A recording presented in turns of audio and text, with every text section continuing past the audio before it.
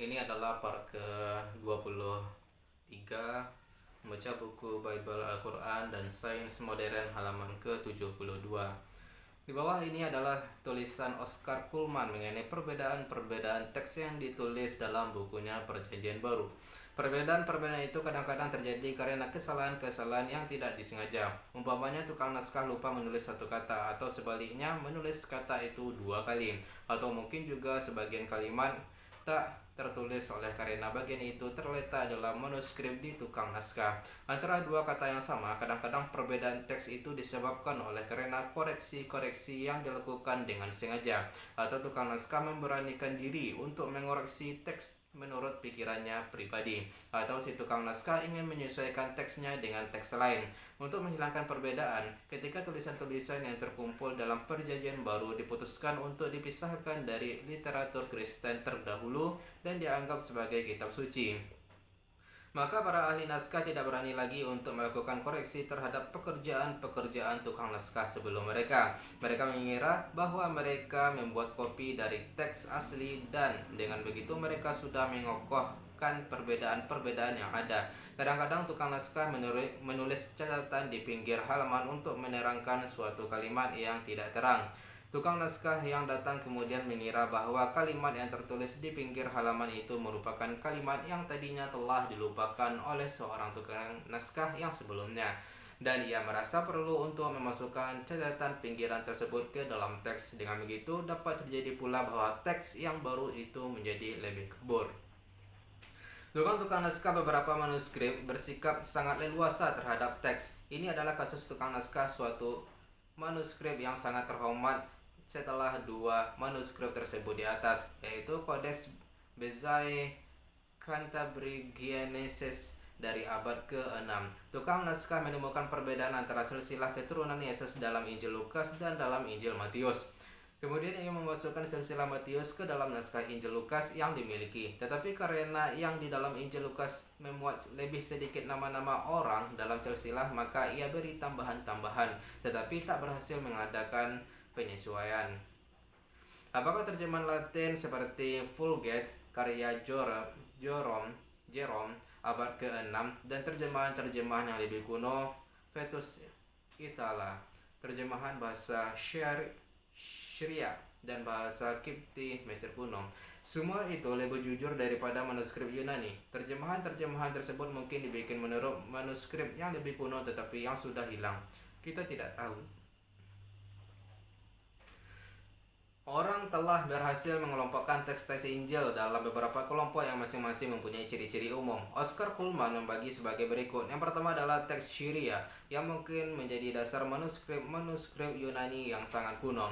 Teks ini tersiar di Eropa pada abad ke-16, sudah berupa catatan. Teks ini adalah teks yang terburuk menurut pendapat para ahli. Yang kedua adalah teks Barat, dengan versi Latin yang kuno dan dengan Codex Bezae Cantabrigiensis dalam bahasa Yunani dan Latin. Menurut tradition kekemuanekue, teks tersebut mempunyai ciri-ciri suka kepada penafsiran, kepada hal-hal yang kurang tepat, kepada ulangan kata-kata, dan kepada penyesuaian.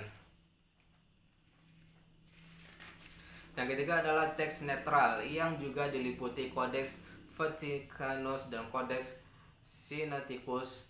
Teks ini dipandang jauh lebih murni. Cetakan-cetakan modern Perjanjian Baru mengikutinya, meskipun sesungguhnya teks ini juga mengandung banyak cacat. Yang keempat adalah kritik teks paling ampuh. Maksudnya, kritik teks paling jauh hanya dapat memberikan kesempatan kepada kita untuk mencoba menyusun kembali suatu teks yang mendekati teks asli. Akan tetapi sudah terang tak ada jalan untuk sampai kepada teks asli tersebut. Yang kesembilan adalah Injil-Injil dan Sains Modern, silsilah keturunan Yesus. Injil-Injil hanya mengandung sedikit sekali kalimat-kalimat yang dapat menimbulkan pertentangan dengan hasil-hasil sains modern. Banyak hikayat dalam Injil yang menggambarkan mukjizat tidak mendapat penafsiran ilmiah. Mukjizat itu adalah yang berhubungan dengan orang, seperti penyembuhan orang sakit, gila, buta, lumpuh, lepra, menghidupkan Lazarus yang sudah mati. Dan ada pula yang mengenai fenomena material di pinggir batas hukum alam. Yesus berjalan di atas air. Yesus mengganti air menjadi anggur.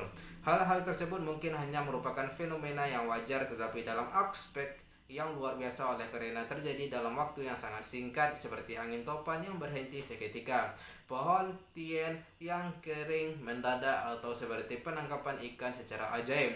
Seakan-akan seluruh ikan yang ada di dalam danau itu berkumpul di tempat di mana jala dilempar.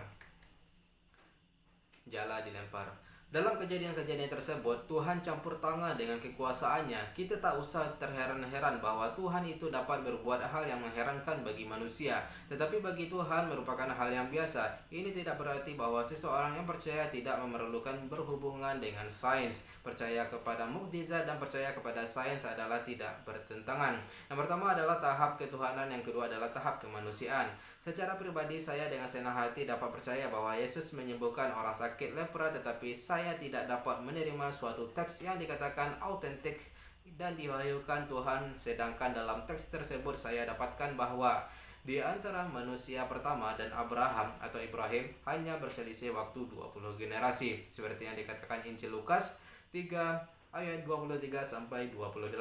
Kita akan lihat sebentar lagi sebab-sebab yang membuktikan bahwa teks Lukas seperti juga teks Perjanjian Lama tentang hal yang sama telah disusun menurut imajinasi manusia. Injil dan Al-Quran memberikan kita riwayat yang sama mengenai asal-usul biologis Yesus. Membesarkan Yesus dalam kandungan ibunya di luar hukum-hukum alam yang berlaku bagi seluruh manusia. Telur ovum dari ibunya tidak memerlukan bertemu dengan spermatozoa bapak untuk membentuk suatu embrio yang kemudian menjadi bayi. Fenomena yang berakhir dengan dilahirkannya seorang yang normal, tidak dengan campuran dari unsur lelaki, dinamakan parthenogenesis. Dalam alam binatang dapat terjadi dengan syarat-syarat tertentu. Ini adalah hal serangga, beberapa hewan invertebrata, dan secara singkat jarang dalam jenis-jenis burung tertentu. Di antara binatang yang menyusui, orang dapat mengadakan percobaan dengan kelinci yang memperoleh perkembangan biji telur tanpa campur tangan spermatozoid dan menjadi embrio yang sederhana, tetapi orang tidak dapat menemukan kelinci yang menunjukkan parthenogenesis sempurna secara eksperimen atau secara natural. Tetapi Yesus merupakan kasus parthenogenesis. Ibunya adalah perawan dan tetap perawan serta tidak mempunyai anak selain Yesus. Yesus adalah kekecualian biologis. Silsilah keturunan Yesus. Dua silsilah keturunan yang terdapat dalam Injil Matius dan Injil Lukas menimbulkan persoalan tentang kebenaran, penyesuaian dengan hasil-hasil ilmiah, dan juga persoalan autentik atau tidak. Problema ini sangat menyulitkan ahli-ahli tafsir Kristen oleh karena mereka menolak untuk melihatnya sebagai hasil imajinasi manusia. Imajinasi manusia ini telah memberikan inspirasi kepada para pengarang-pengarang sakerdotal, pendeta-pendeta dari Genesis kitab Kejadian di abad ke-6 sebelum Masehi. Untuk silsilah keturunan manusia pertama, imajinasi manusia itu pula lah yang memberi inspirasi kepada Matius dan Lukas dalam hal-hal yang kedua pengarang Injil itu tidak mengambil dari Perjanjian Lama. Yang perlu kita perhatikan adalah bahwa silsilah keturunan laki-laki tidak ada artinya sama sekali bagi Yesus. Jika orang ingin memberikan silsilah keturunan kepada Yesus, anak tunggal dari Maryam tanpa bapak, maka silsilah keturunan itu harus silsilah keturunan Maryam, ibunya. Di bawah ini adalah teks Revised Standard Version of the Bible 1952. Silsilah keturunan menurut Matius terdapat pada permulaan Injilnya. Asal-usul Yesus Kristus, anak Daud dan Abraham. Jumlah generasi adalah 14 dari Abraham ke Daud, 14 generasi dari Daud hingga pengasingan ke Babylon. 14 generasi dari pengasingan ke Babylon sampai Isa Al-Masih. Matius surat ke-1 ayat 1 sampai 17. Lukas surat ketiga ayat 23 sampai 38 memberikan silsilah keturunan yang berlainan dengan silsilah Matius. Kita kutipkan di bawah ini dari Revised Standard Version of the Bible 1952. Itu saja dulu guys, besok kita akan sambung ke halaman 77. Sekian.